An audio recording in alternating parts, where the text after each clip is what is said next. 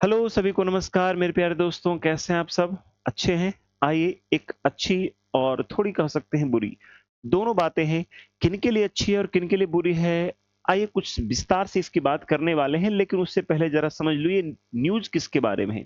ये खबर किसके बारे में? ये खबर उन विद्यार्थियों के बारे में है जो आगे की पढ़ाई कर रहे हैं, जो नौकरी कर लिए हैं उनके लिए भी यह खबर है और जो नौकरी कर रहे हैं उनके लिए भी खबर है और जो नौकरी आगे छोटी नौकरी कर लेंगे, फिर बड़ी नौकरी कर लेंगे, ये सपना संजो करके अपने दिल में रख करके छोटी-छोटी नौकरी की तैयारी कर रहे हैं, उनके लिए भी खास तौर पे है। तो आइए मुद्दे की बात क्या है कि बिहार सरकार की तरफ से एक नोटिस आया है। आज के डेट में ही ये नोटिस है और ये नोटिस का ये है, सुनिएगा, बिहार सरकार की तरफ से नगर विकास एवं आवास विभाग की तरफ से 6 अप्रैल 2026 का यह न्यूज़ है, ये नोटिस जारी हुआ है। आइए ये नोटिस में, ये आदेश में क्या बोला गया है, ये एक आदेश है, कोई नोटिस नहीं, एक आदेश जारी किया गया है। इस आदेश में बोला गया है क्या कि नगर समझ लो, मैं संक्षिप्त में इसकी बात मैं बता दूँ, फिर मैं आपको इसको पढ़कर बताता हूँ। इसमें मुख्य रूप से यही बात लिखी हुई है कि अगर कोई व्यक्ति नौकरी कर रहा है सरकारी, अगर कोई व्यक्ति सरकारी नौकरी कर रहा है और वह अपने समकक्ष की नौकरी तो बिल्कुल, अगर कोई लेवल 3 की नौकरी कर रहा है, तो लेवल 3 की परीक्षा नहीं देगा, लेवल 2 की परीक्षा नहीं देगा, लेवल 1 की परीक्षा यानी अपने से बराबर और अपने से नीचे वाले परीक्षा में उसको भाग लेने नहीं दिया जाएगा। इतना ही नहीं, अब उसको कहोगे सर कौन बड़ी बात हो गई? अभी इसके आगे सुनो। इसके आगे है कि अपने से बड़े पद के लिए, जैसे लेवल 3 में कोई जॉब कर रहा है तो लेवल 4, लेवल 5, लेवल 7, लेवल 6 की नौकरी भी नहीं कर सकता है। तो क्या मतलब अब जिस पद पर है मैं उसी पद पर और प्रमोशन के भरोसे रहना पड़ेगा? तो आंसर है, इनडायरेक्टली कह सकते हैं हाँ, क्योंकि केवल एक बार मौका आपको मिलेगा पूरे जीवन काल खंड में।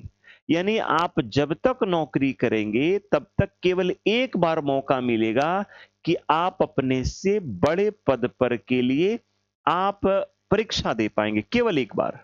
पास हो फेल हो नो मैटर, एक बार मौका मिलेगा।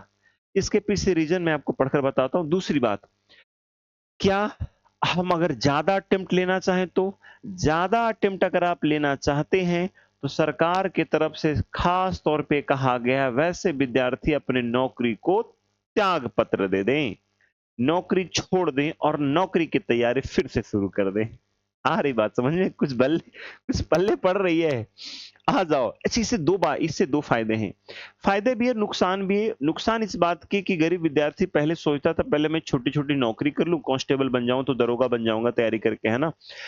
अगर बात करें, मैं अपने संपर्क में बहुत सारे लोग को जानता हूँ, ग्रुप डी की नौकरी निकाला, फिर बाद में स्टेशन मास्टर बना, टेक्नीशियन बना, स्टेशन मास्टर बना, इस तरह से प्रमोशन के भरोसे नहीं, खुद से पढ़ाई किया, स्टडी किया और आगे बढ़ा।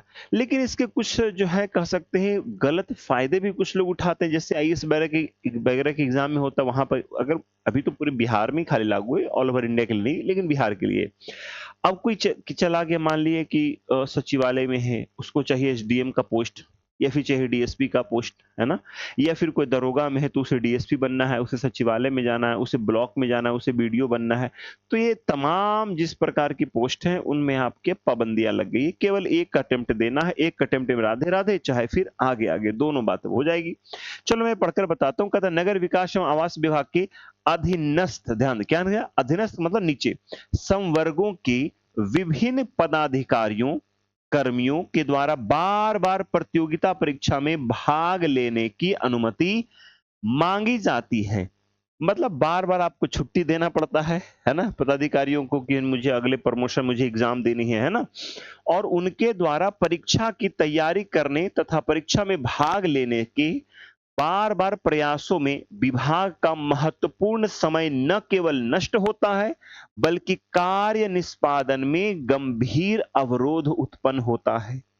यानी जब बार-बार व्यक्ति छुट्टियाँ माँगता है कि मुझे परीक्षा देनी है महोदय, मुझे छुट्टी दो, छुट्टी दो, छुट्टी दो, तो कहता है भाई अब आपको छुट्टी नहीं मिलेगी। कहता है एक बार सरकारी सेवा में योगदान करने के पश्चात सरकार से प्राप्त वेतन एवं अन्य सुविधाओं के उपयोग के विरुद्ध विभाग के अधीनस्थ संवर्गों के पदाधिकारियों कर्मियों को बार बार परीक्षा में भाग लेने की अनुमति प्रदान करना लोकहित के विरुद्ध है। यानी जनता मतलब लोक मन होता है जनता, मतलब जनता के काम करने के विरुद्ध है। जनता के लिए आपको काम करने के लिए आप इस पद पर चॉइस बाई चॉइस आए ना, मैंने तो जबरदस्ती आपको नहीं लाया। तो आप इस पद पर काम करो, बार बार छुट्टी लेकर के जनता के कार्यों में अवरोध उत्पन्न न करो।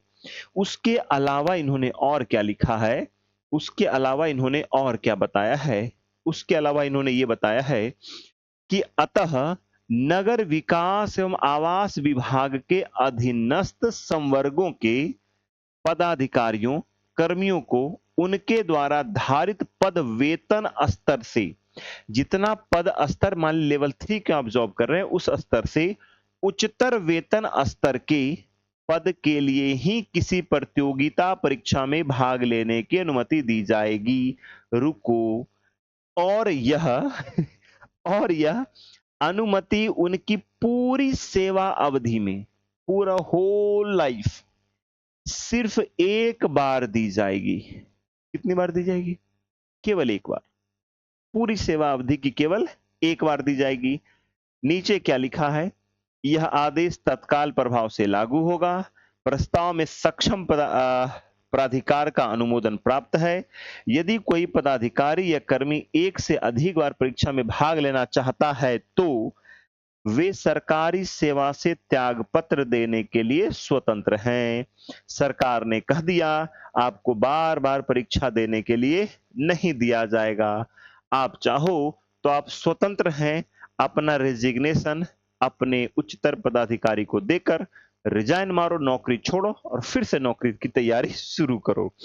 मतलब रोजगार है, फिर से बेरोजगार होइए और फिर आपको रोजगार प्राप्ति करने के लिए एक अलग प्रयास करना पड़ेगा। ठीक है, आप डेट देख रहे हो 6 अप्रैल 2026 का डेट है। राजीव रंजन तिवारी सरकार के उप सचिव पटना है।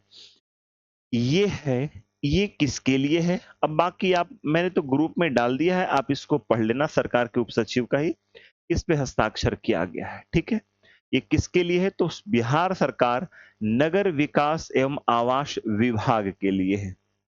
देखिए, इस तरह की जो चिट्ठियां आना शुरू हुई, इसमें से 2 फायदे और 2 नुकसान भी है। मैंने तो पहले ही आपको बता दिया था।